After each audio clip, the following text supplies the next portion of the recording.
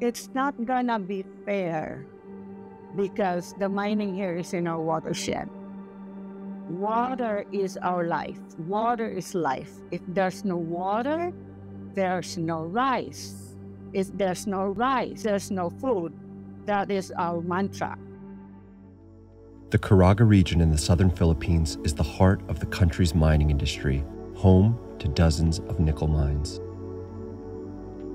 Nickel is essential for the transition to renewable energy. In recent years, nickel mining in the Philippines, the world's second largest producer of nickel, has expanded rapidly to supply materials for electric vehicle batteries and other forms of renewable energy.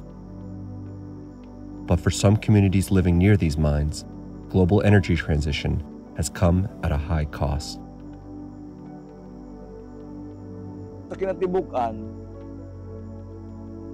na ay nalapas nga right to food security, right to healthful environment. Kani nga mga katungod, dapat mauning dipinsahan sa gobyerno. Nya mura mahinon ato kit muluhod daan ni maningkamot ani para ihatag. Pero ang naana sa atong batagang balaod, ang right to healthful environment. Ang right to food security mas grabe na kay sa taas nga panahon nagdepende ang mga tao sa agrikultura. Pero ang mina mo ay dako nga hulga sa agrikultura. Og kung moingon ta agrikultura, mo na source sa income for the long generations, centuries. So nakapa-eskwela sila, nakapabalay sila, nakapa-abroad sila unsa may ilang ginabuhat sa ilang income. They live a decent life tungod sa agrikultura. Pero kini karon sa nagihimo sa mina, dako kini nga hulga sa panginabuhi o kinabuhi sa uban. Tungod kay kung maguba na pod gyud, mas delikado man ang baha pod. So ang panginabuhian o mismo ilang kinabuhi maoy napahamtang. The way nickel mining is carried out is making local communities who bear no responsibility for the climate crisis even more vulnerable to climate impacts, including extreme weather events. The destruction of forests and mangroves not only erases livelihoods, it also removes natural protection from heavy rain, severe typhoons, and storm surges. Fishing and farming once sustained rural communities, but pollution from nickel mines has put those traditions at risk. Rivers filled with mining waste now overflow during storms, turning waterways brown and filling once clear bays with mud.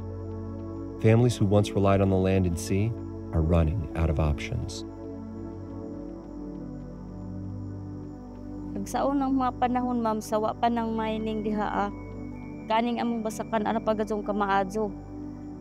Among gasto sa abono gamay ra, usahay dili pa namo ipinuno amo rang isabuwag.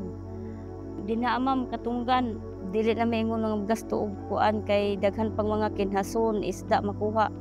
Pagkakaroon nga naa ng mining diha wa na.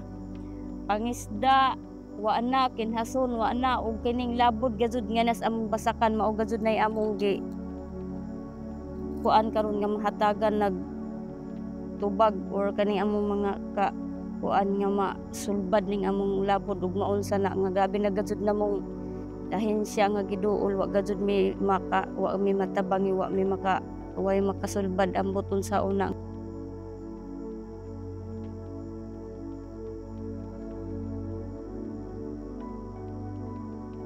Kami dinhi sa among lugar, ang among panginabuhian, managat sa laod, panagat sa dinhi sa katunggan, mamukot ug isda, mga limango. Wa milain ka panginabuhian, panagat ra gyud. Sawa pang kumpanya, ang panagat gyud dinhi sa among dapit, daghan pa gyud ang mapailin-ilinan og asa kadapit manguha og mga pang parte sa dagat nga mga kuan kay kinhason. Ang kinhason ara sa duol, daghan pa mi og kinhason. Kaning dinhi kanang sa pantalan namo. Panaanan pa na og mga isda nga mga lagmi nga isda. Kay tin-aw na diha kaadyo. Ug sa dihang ning abot ang mining, dili na may sa among hunasan, dili na may makapanginhas, dili na makapamaling kay lapok na ang dagat.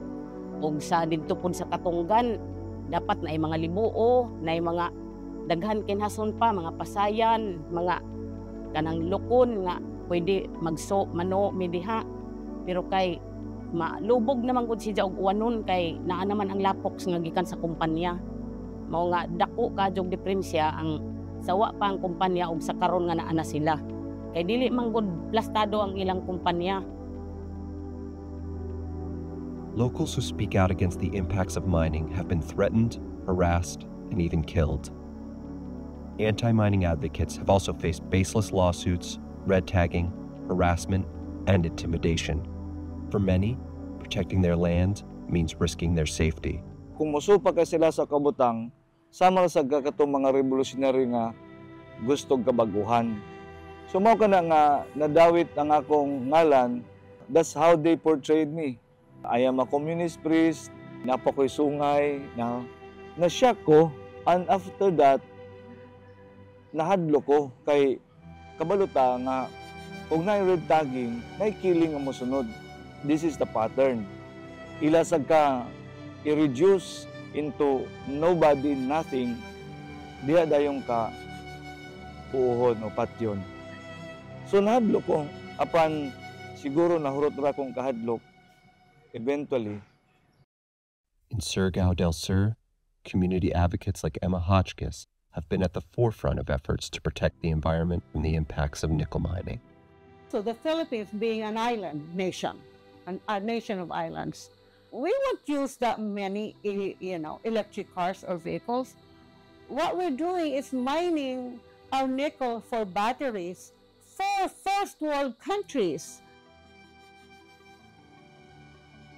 The Philippines contributes less than 0.5% of global emissions, yet it bears some of the heaviest burdens of both the climate crisis and the global mineral rush. Communities affected by nickel mining want and deserve a livable future. The world needs nickel, but the energy transition must respect the rights of communities on the front line. Walay may tambong nga transition kung wala justisya.